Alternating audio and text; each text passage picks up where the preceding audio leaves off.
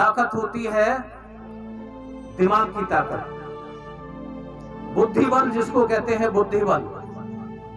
बुद्धि बल आपका खत्म किया गया और उस आदमी की साजिश रही होगी जिसने आपका यह बुद्धि बल खत्म किया कि आपको गुलाम बनाना है। कोई आदमी अनायासी गुलाम नहीं बन जाएगा, कमजोर नहीं हो जाएगा, गरीब नहीं हो जाएगा, अछूत नहीं हो जाएगा।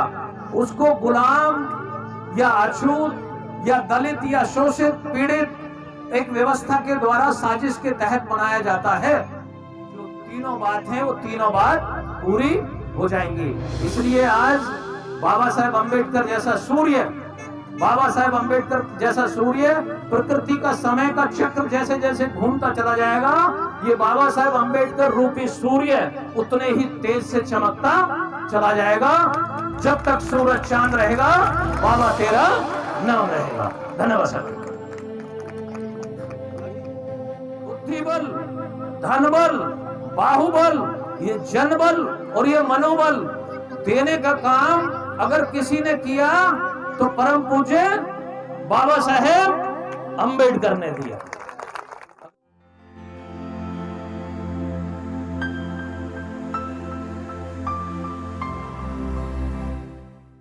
हालात से हम लोग आज जूझ रहे हैं, ये हालात एक दिन में पैदा नहीं हुए हैं। इसको हजारों वर्ष लगे हैं, सैकड़ों वर्ष लगे हैं इस हालात तक पहुंचने में। कुदरत है, कहते हैं कि क्षिति जल पावक गगन समीरा, पंच तत्व से बना शरीरा। शरीर में कोई भेदभाव नहीं है, उनका शरीर, इनका शरीर, हमारा शरीर, तुम्हारा शरीर, ये शरीर कुदरत का दिया हुआ है और 5 तत्वों से मिलकर के बना है। क्षिति जल पावक गगन समीरा, इन 5 तत्वों से मिलकर के ये शरीर रूपी रचना मेरी आपकी इस समाज के समक्ष आई है। कुदरत ने तो 5 तत्वों से ये शरीर बनाया है। कुदरत ने कोई बेईमानी नहीं की। कुदरत ने बड़ी ईमानदारी से हर आदमी को वो 5 तत्वों का ये शरीर दे दिया। 5 इंद्रियां दे दी हैं, आंख, कान, नाक, मुंह, जीभ और त्वचा। ये 5 इंद्रियां भी सबको समान दी हैं। कुदरत ने ये ताकत आपको बराबर दी है। लेकिन आखिरकार ऐसे कारण क्या हुए कि हमारे हालात ऐसे हो गए और उनके हालात वैसे हो गए? समझते हो, हमारे और उनके। मैं संकेत में ही आपको इस बात को इशारा करूंगा कि हमारे हालात ऐसे कि हमारे पास जमीन नहीं है, हमारे पास उद्योग नहीं है, हमारे पास अफसरशाही की ताकत नहीं है, हमारे पास ना तो शासन सत्ता की ताकत है और ना ही हमारे पास धर्म की ताकत है। ये आखिरकार ये ऐसे हालात क्यों पैदा हुए? तो ये बात आपको गहराई से सब लोगों को जानने की आवश्यकता है। देश की सामाजिक व्यवस्था इसके लिए जिम्मेदार है और जो लोग भी, चाहे ये हो या वो हो, हमारे हो या तुम्हारे हो, और जिनके भी कान में मेरी बात जाए वो शायद सोचने पर मजबूर होना चाहिए उनको कि अगर मैं समाज की व्यवस्था को जिम्मेदार मानता हूं तो समाज की व्यवस्था जिम्मेदार है। कैसे? कि भाई जब कुदरत ने सबको एक समान बनाया तो सबके पास एक जायज तरीके से प्राकृतिक साधनों का बंटवारा होना चाहिए था। इतनी गरीबी और अमीरी के बीच में ये खाई नहीं होनी चाहिए थी, ये छुआछूत नहीं होना चाहिए था, ये भेदभाव नहीं होना चाहिए था, ये शोषण, अन्याय, अत्याचार नहीं होना चाहिए था। हुआ क्यों? ये हुआ इसलिए कि जिस सामाजिक व्यवस्था के बीच में हम लोगों ने जीवन यापन किया है, या हमारे बुजुर्गों ने या उनके बुजुर्गों ने जीवन यापन किया है, उस सामाजिक व्यवस्था ने हमारे पास कुछ विटामिन की कमी छोड़ दी। कौन से विटामिन की कमी छोड़ दी? कि भाई एक ताकत होती है दिमाग की ताकत, बुद्धिबल जिसको कहते हैं बुद्धिबल। बुद्धिबल आपका खत्म किया गया और उस आदमी की साजिश रही होगी जिसने आपका ये बुद्धिबल खत्म किया कि आपको गुलाम बनाना है। कोई आदमी अनायासी गुलाम नहीं बन जाएगा, कमजोर नहीं हो जाएगा, गरीब नहीं हो जाएगा, अछूत नहीं हो जाएगा। उसको गुलाम या अछूत या दलित या शोषित पीड़ित एक व्यवस्था के द्वारा साजिश के तहत बनाया जाता है। और वो साजिश कौन सी रही कि भाई इनको ये सारी चीजों से वंचित कर दो, तब जाकर के ये गुलाम बनेंगे। कौन सी चीज? आपके बुद्धि बल से आपको वंचित किया गया। शस्त्र शास्त्रे वर्जिते सूत्रा, पठन पाठन से आपको वंचित किया गया और आपको शस्त्र उठाने से भी वंचित किया गया। भाई जब आप पढ़ेंगे लिखेंगे नहीं तो अकल नहीं आएगी, और अकल नहीं आएगी तो आपके अंदर व्यवहार कुशलता नहीं आएगी। कि जैसे संस्कृत का ये श्लोक है कि विद्या ददाति विनयम विनयाद याति पात्रत्वम पात्रत्वाद धर्मापनोति धनात् धर्मम ततः सुखम। कि विद्या से व्यवहार कुशलता आती है, व्यवहार कुशलता से मनुष्य के अंदर योग्यता आती है, योग्यता प्राप्त करने के बाद मनुष्य धन कमाता है, और धन कमाने के बाद मनुष्य का जीवन सुख में होता है। तो ये विद्या से वंचित करके हमारे लोगों को इस तरीके से सारे सुख से वंचित कर दिया। जब विद्या से वंचित कर दिया तो हमारे लोगों के पास धन कमाने की अकल नहीं रही, और जब धन कमाने की अकल नहीं रहने के कारण उनके शरीर पर अच्छा कपड़ा नहीं रहा, पेट में अच्छी रोटी नहीं आई, अच्छा मकान दुकान नहीं रहा, अच्छी सोबत संगत नहीं मिली, अच्छी दवाई गोली नहीं मिली, शरीर कमजोर हो गया। तो ये बाहुबल चला गया, बाहुबल चला गया। और जब बाहुबल चला गया तो साथियों कमजोर लोग आपस में इतनी आसानी से दोस्ती नहीं करते हैं। कमजोर लोग हमेशा डरते हैं। जैसे हिरण होता है ना, एक शेर आ जाए और 100 हिरण 100 दिशाओं में भाग जाते हैं। यही हाल इस देश में बहुजनों का रहा है, यही हाल गरीब कमजोर बहुजनों का रहा है कि उनके पास बाहुबल न होने के कारण वो ताकतवर का मुकाबला नहीं कर पाए, और उन्होंने बड़ी साजिश के तहत आपके इस बाहुबल को समाप्त किया। साथियों कई बार ऐसा होता है कि कमजोर लोग भी अगर इकट्ठे हो जाएं तो ताकतवर का मुकाबला कर देते हैं। अगर 100 हिरण इकट्ठे हो जाएं तो एक शेर मैदान छोड़ करके भागता नजर आएगा। उस शेर की कोई औकात नहीं 100 हिरणों का सामना कर ले। लेकिन यहाँ उस जो जनबल है हमारा, जो चौथा बल है जनबल, उसे भी तोड़ा गया कि ये कमजोर लोग भी इकट्ठे ना हो जाएं। तो कमजोर लोगों को साजिश के तहत 6743 जातियों में बांटा, 6743 जातियों में बांटा। और जातियों में भी ऐसे नहीं बांटा, अगर ये सामान्य बंटवारा होता तो भी उसका निदान हो जाता, लेकिन बंटवारा भी बड़ी साजिश के तहत कि जैसे सीढ़ी होती है ना, सीढ़ी जीना जिसको बोलते हैं, वो सीढ़ी की जो तिल्लियां होती हैं वो तिल्लियों की तरह बंटवारा किया, एक के ऊपर एक, एक के ऊपर एक, एक के ऊपर एक। और हर जाति में घमंड भर दिया कि तू इससे ऊंची, तू इससे ऊंची, तू इससे ऊंची, तू इससे ऊंची, तू इससे नीची, तू इससे नीची, तू इससे नीची। ये ऊंच नीच का घमंड वो सीढ़ियों की तिल्ली की तरह भर दिया लोगों के समाज के बीच में, जातियों के बीच में। और इस वजह से समाज की ये जो कमजोर जातियां हैं ये इकट्ठी नहीं हो पाई। जैसे सीढ़ी की तिल्लियां इकट्ठी नहीं होती हैं, जब इकट्ठी नहीं होती है तो बढ़ जाती है, और जब बढ़ जाती है तो मेरे जैसा चालाक आदमी उनके सिर पर पैर रख करके छत पर चढ़ जाता है, सत्ता की सीढ़ियां चढ़ जाता है।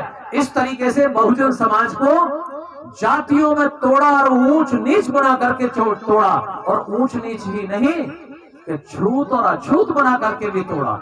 साथियों इस तरीके से जातियों में तोड़ करके बहुजन समाज के जनबल को भी खत्म किया गया। अब जनबल भी खत्म हो गया, अब बचा क्या आपके पास? एक आखिरी ताकत होती है, उसको कहते हैं मनोबल।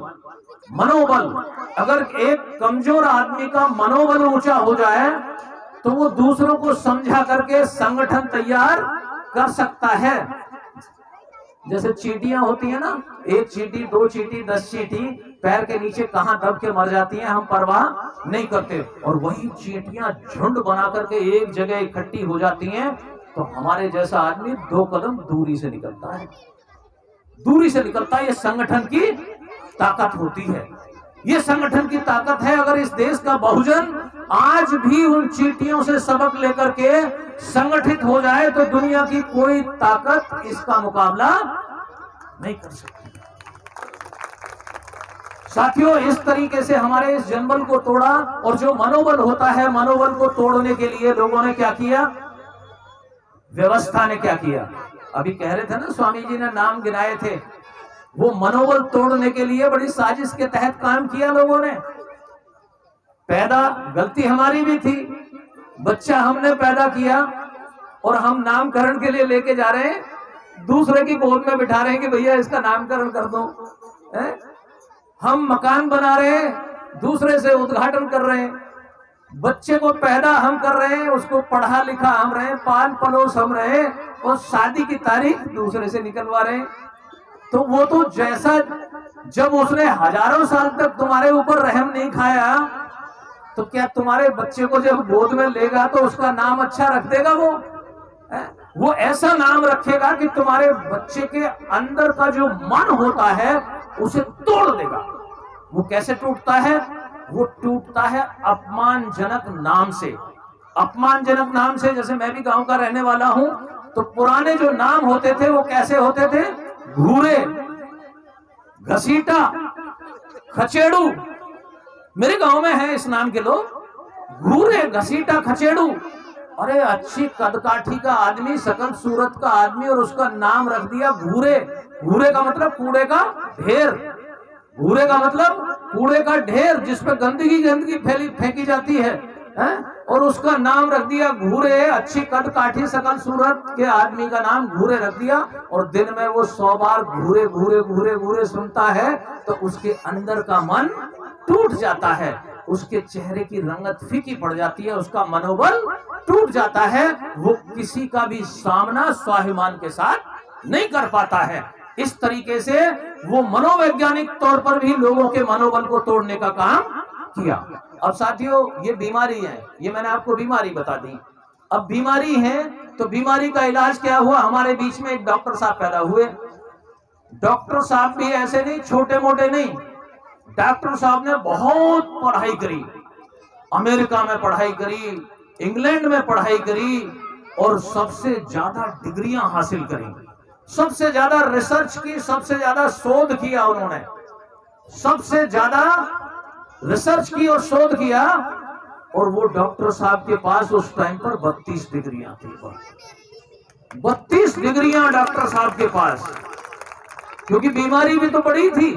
तो डॉक्टर साहब ने सोचा कि छोटी मोटी डिग्री से इस बीमारी का इलाज होने वाला नहीं है, इसलिए उन्होंने 32 डिग्री हासिल की। और 32 डिग्री हासिल होने के बाद फिर उन्होंने देखा कि कहीं मेरी बात समझ में आएगी, कहीं नहीं समझ में आएगी, तो मैं इलाज भी बताऊंगा तो कुछ लोगों को समझ में आएगी, कुछ को नहीं आएगी। तो उन्होंने कितनी 11 भाषाएं सीखी, 11 भाषाएं, 11 भाषा सीखी, ताकि हर भाषा के आदमी को बीमारी बता सके और उसका उपचार बता सके। तो उस डॉक्टर साहब ने 32 डिग्री हासिल करी, 11 भाषाएं सीखी, और देश दुनिया के संविधानों को और व्यवस्थाओं को पढ़ा। जिन समाजों में वो बीमारी नहीं थी और वहां आदमी का जो विकास हुआ था, जो तरक्की हुई थी, उसको भी पढ़ा बाबा साहब ने। और भारत में ये जो बीमारी है, बाबा साहब अम्बेडकर ने अपनी लैब में बैठ करके उसका बार बार रिसर्च किया, और रिसर्च करने के बाद बाबा साहब बीमारी का इलाज समझ गए।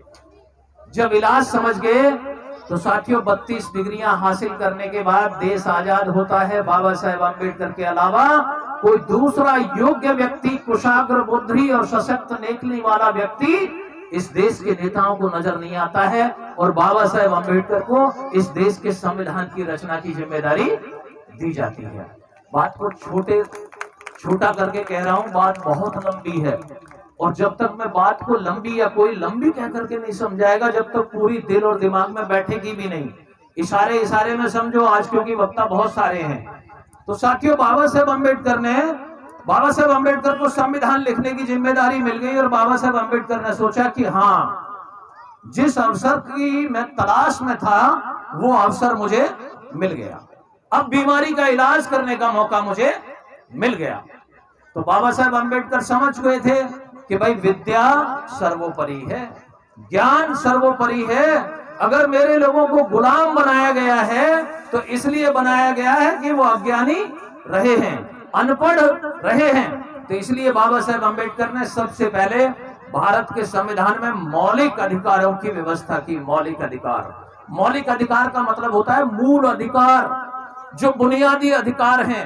एक मनुष्य के स्वाभिमानी जीवन के लिए, सीना तानकर सर ऊंचा कर करके खड़ा होने के लिए और अपनी बात बुलंदी से कहने लायक बनने के लिए जिन अधिकारों की जरूरत होती है उन्हें मौलिक और मूल अधिकार कहते हैं। तो बाबा साहेब अम्बेडकर ने भारत के संविधान में मौलिक अधिकारों की व्यवस्था की। कुछ लोगों ने कहा था कि मौलिक अधिकार पार्लियामेंट बना लेगी बाद में। बाबा साहेब अम्बेडकर ने कहा कि भाई राजे रजवाड़े के लोग ही तो पार्लियामेंट में जाएंगे, रईस लोग जाएंगे, जमींदार लोग जाएंगे, जिन्होंने बीमार किया है वही लोग जाएंगे पार्लियामेंट में, वो इलाज कैसे करेंगे? नहीं, मैं पहले अपने लोगों का इलाज करूंगा। तो बाबा साहेब अम्बेडकर ने मौलिक अधिकारों की व्यवस्था करके और हम सब लोगों के लिए स्कूल और कॉलेज के दरवाजे खोल दिए। स्कूल कॉलेज के दरवाजे बाबा साहेब अम्बेडकर ने खोल दिए। साथियों, एक दो तरीके की शिक्षा का मैं बखान करता हूं, बार बार कहता हूं और कहना जरूरी भी होता है। शिक्षा दो प्रकार की होती है, एक होती है पेट पालन वाली शिक्षा और एक होती है संस्कारों वाली शिक्षा।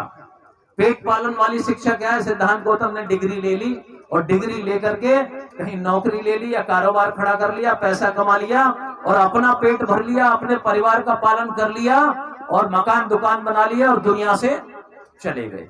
ये पेट पालन वाली शिक्षा है। दूसरी शिक्षा होती है संस्कारों वाली शिक्षा। संस्कारों वाली शिक्षा वो होती है जिसमें संवेदनाएं होती हैं। संवेदनाएं वो कौन सी? कि जो व्यक्ति शिक्षित है, जो पढ़ा लिखा है, उसे दूसरे के दुख दर्द का एहसास हो और उसे इस बात का बोध रहे, इस बात का उत्तरदायित्व तो अपने ऊपर महसूस करे कि मेरी शिक्षा दूसरों के जीवन में कोई परिवर्तन लाने वाली होनी चाहिए। और वो बाबा साहेब अम्बेडकर के पास थी वो शिक्षा, संस्कारों वाली शिक्षा। बाबा साहेब की शिक्षा में वो संस्कार वो जब से नजर आते हैं जब बैलगाड़ी से उतार करके बाल्यावस्था में फेंक दिए जाते हैं और संकल्प लेते हैं कि व्यवस्था परिवर्तन की जरूरत है और मैं जितनी भी शिक्षा हासिल करूंगा और जो भी कुछ बनूंगा जीवन में, सबसे पहले इस समाज की बीमारियों का इलाज करूंगा। यह है संवेदनाओं की शिक्षा, यह है संस्कारों की शिक्षा।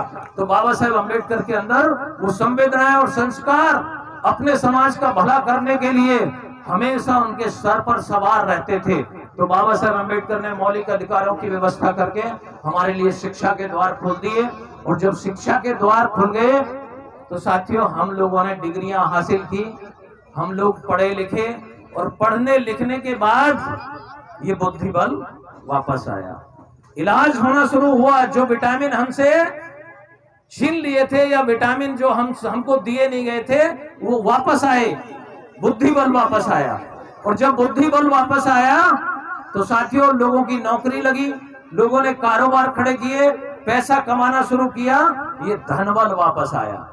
और जब धनबल वापस आया तो साथियों, शरीर पर अच्छा कपड़ा आ गया, पेट में अच्छी रोटी आ गई, सर पर अच्छा मकान आ गया, अच्छी विद्वानों की संगत मिल गई और एक मंच मिल गया दहाड़ने के लिए, मंच मिल गया दहाड़ने के लिए।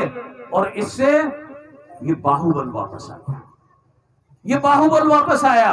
और बाहुबल वापस आने से आज एक दूसरे पर भरोसा कायम हुआ। कैसे भरोसा कायम हुआ? दो शब्द बोलने लायक सिद्धांत गौतम मंच पर दहाड़ने वाला व्यक्ति है, एक वकील हमारे बीच में है। कल को कोई परेशानी आएगी तो कम से कम ये थाने तक तो जा ही सकता है। एक भरोसा कायम हुआ और मेरे मन में एक भरोसा कायम हुआ। कौन सा?